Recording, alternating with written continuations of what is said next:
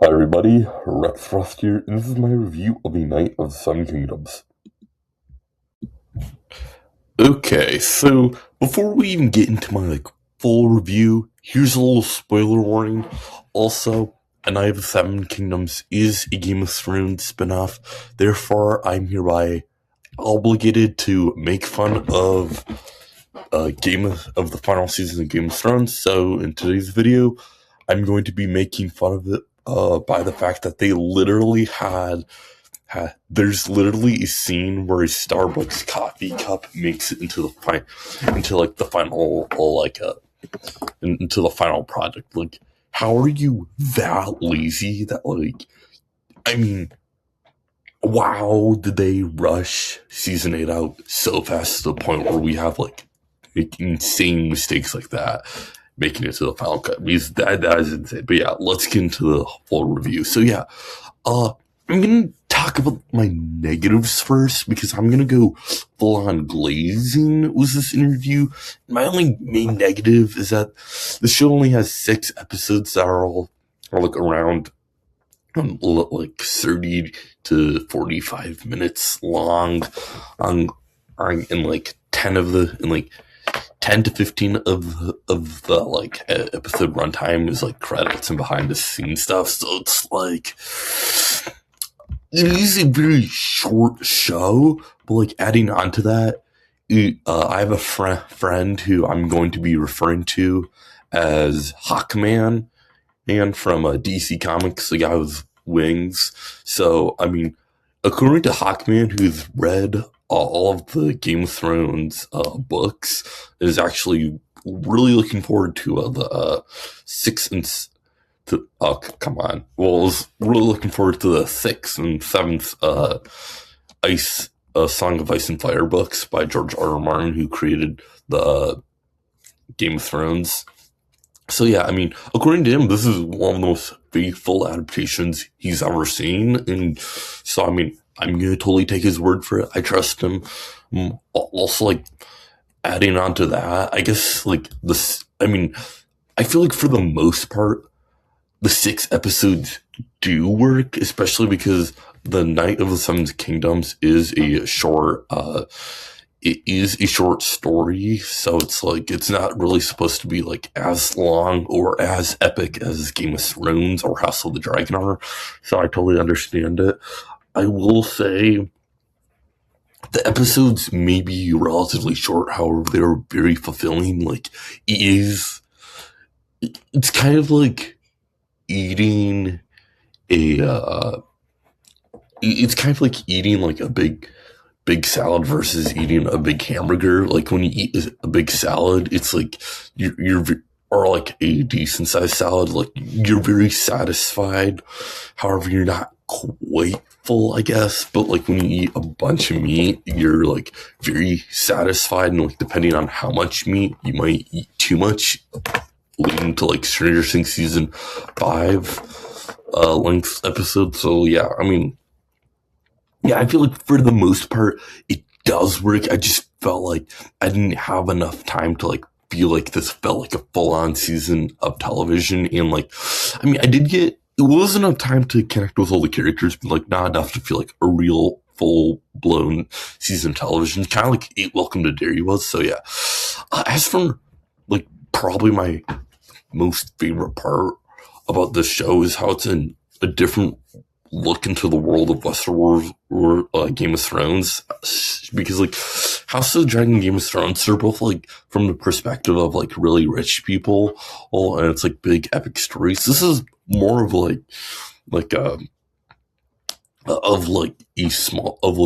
really small scale story, which I will say, I guess it does 6 episodes do work for that. But yeah, this is very small scale, isn't that big. I mean, also it's really nice to see what the average person in the world of Game of Thrones does in their daily life, and it's kind of the main thing going on is a jousting tournament, and I think it's kind of interesting to see what the average person in Game of Thrones would do for fun, how they'd go to that tournament. So I mean, I really appreciate that.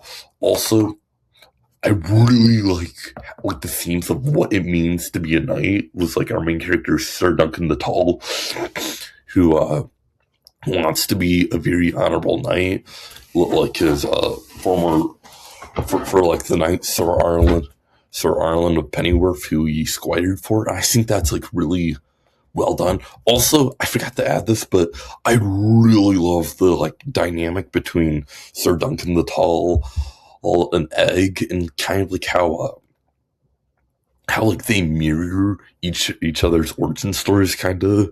I think that's like really cool, and I'm really looking forward to seeing what they do next season. And yeah, I mean, I feel like the what it truly means to be a knight really works, especially as like Duncan feeling like isolated was like how the entire world doesn't really understand what it means to be a knight, and like many unhonorable knights. So yeah, I mean, show like does a really good job of like showing what it truly means. Also, it's a Game of Thrones spinoff, therefore I am expecting you to have like really amazing costume set design. In A Knight of the Seven Kingdoms does not disappoint, it absolutely delivers. I mean, Arian, who's like the main antagonist, really sick dragon costume. There's like also, I mean, set design is amazing. Like it truly feels like we are in this world. So, and like it is absolutely amazing. And like every like it really feels like this is like a real world. Also, casting, I mean, it is insane like how good of casting they did for young Dunk in old, not necessarily old Dunk, but like prime Dunk, I guess. He's like, I cannot believe how good of a casting is. He's like, this is like on the same level of the actor who played Tony Soprano's son, playing him in like the Sopranos prequel movie. This is like on that level of perfect like younger casting for like flashbacks. I mean I cannot believe how much these two actors look like each other and act like each other, like the same person. Like I cannot believe, like, amazing performances. I mean, okay, everybody in the entire show gave an outstanding performance. Also, as for Egg, one of the best child performances I have ever seen. I might say second, in my personal opinion, the best child performance I've seen is Daphne Keane as X-23. No, yeah, X-23 in X-Men. Oh, no, in Logan. Because, I mean, amazing performance in like I think it's named Dexter Solar. Very sorry for butchering his name. But he gave amazing performance as Egg. Yeah, so like one of the best child performances I have ever seen. I mean, and yeah, I mean, yeah, it was like also action really good. I like how the action isn't just like, it's kind of like, okay, you know, I'm gonna take another shot at Game of Thrones season 8. One of my issues with Game of Thrones is that almost all of their battles are in the dark, so it's like you can't really see or tell what's going on. Which like I do kind of understand. Like if you're at war, I really appreciate in the Seven Kingdoms having like actual good lighting, because when I was watching Game of Thrones, I literally like had no idea what was going on. The only like full-on battle that I could remember, it was Jon Snow's army, like the Knights of the Watch, Wildlings, and like the people that worked for the kid that was still nursing his mom, which was, yeah, really, I mean, weird to say out loud. Also, I don't even want to get into it. Versus Ramsay Bolton. Yeah, I mean, really, but, well, yeah. So, I mean, really, I mean, that was like the only, like, big major battle in Game of Thrones I could like actually see what was going on. I will say the Battle of Blackwater Bay, I think that's the one, like that one I could see what's going on. Oh yeah, the one where it was the final battle was the Night King. That I literally couldn't see anything. I didn't know who finished off the Night King until I watched a hour long YouTube video of grading of like ranking deaths in Game of Thrones. So it's like I didn't know. I had no idea who killed the Night King. So yeah. Oh yeah, I do want to talk about the IMDb drama was A Night of the Seven Kingdoms and Breaking Bad because this is just so dumb. So basically, the fifth episode of The Night of the Seven Kingdoms ended up got a 10 out of 10 on IMDb, which is really rare. And the only other episode that's ever, in all of history, that's ever gotten a 10 out of 10 on IMDb was the third to last episode of Breaking Bad, which I forgot what the name of. Also, I haven't seen Breaking Bad, and I do really I do plan on seeing it someday in the future. But yeah, I mean, I've heard amazing things about it, so it's like, I totally understand it getting, I mean, I totally believe that Breaking Bad would get 10 out of 10 episode. But yeah, so basically a bunch of Breaking Bad fans got really upset that Night of the Seven Kingdoms also got a 10 out of 10.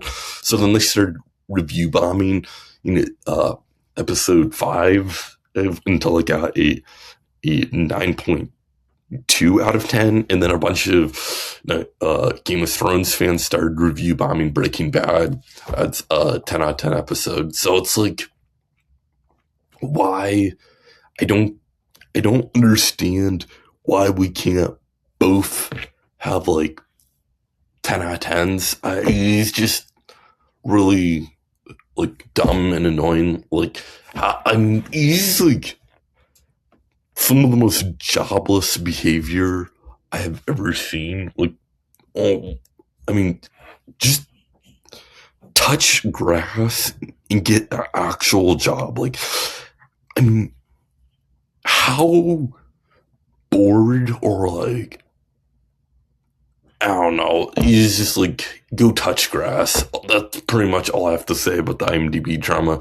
I hope IMDb like can fix the review bombing, because it is always a shame when like stuff that's like not that bad gets review bombed. Kind of like the episode of Stranger Things where Will came out of the closet. I mean, it's like, I mean, I understand, like, kind of like with that episode, like, I understand, like, the ending of Volume 2 being, like, underwhelming, but, like, still wasn't that bad.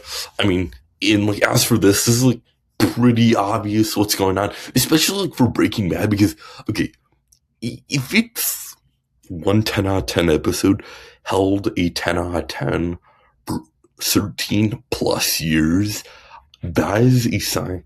I mean, I feel like that should be enough for IMDb to like notice that, like, okay, something's not right. So I hope IMDb can like fix it. But yeah, my overall rating is a 9 out of 10. The only really thing holding me back from giving the Night of Some Kingdoms a 10 out of 10 is I just would have liked more of it. I don't really feel like I got enough time to like fully, I don't know. It's just like, it didn't feel like a full season of television. It felt like a short story in turn to a episode TV show. So, well, season of television. Okay, I'm getting my words mixed up. But yeah, overall, I think it is an amazing season of television. I am really looking forward to seeing what the second season is going to be about. Oh, because also the ending, absolutely amazing, was was Dunk and Egg riding their two horses, and then Sir Arlen of Pennyworth like joining them, and then turning in a different direction. Beautiful ending to an amazing season of television. So yeah, those are my thoughts on Night of the Seven Kingdoms season 1. I cannot wait to see what season 2 is going to be. I will say, once again, I'm not really the biggest fan of 6-episode seasons. That's like very short episodes. However, hey, I will take 6 episodes if that means we can get yearly releases for seasons, because season 2 is already filming in like it. I'm assuming it's going to release like around the same time, and season 1 release just next year. So I mean, really looking forward to that. Yeah, I mean, I cannot wait to see what is going on. Let's get at like where the show is going to go next season. Also, I'm looking forward to House of the Dragon season 3 and seeing like what else is going on in the world of Game of Thrones. Which I will say, House of the Dragon season 3 does take place like 100 years before A Night of the Sun Kingdom. So, I mean, I'm guessing not really. I mean, it's not at the same time, but yeah, I'm still excited to go back to the world of Game of Thrones this year again. So yeah, feel free to subscribe. I do have some exciting videos planned. Of course, I'm always reading comic books, so you can always count on reviews for them. Also, the Rex Frost Let's Play episode 5, I think. Can't believe we're already there. Is hopefully going to release this Friday, same as the first 4. So yeah, I'm really looking forward to that. Feel free to subscribe if you want to see those videos. Also, Proof Bro, tell me your thoughts on Night of the Seven Kingdoms down in the comment section. And I'll see you all later. Bye.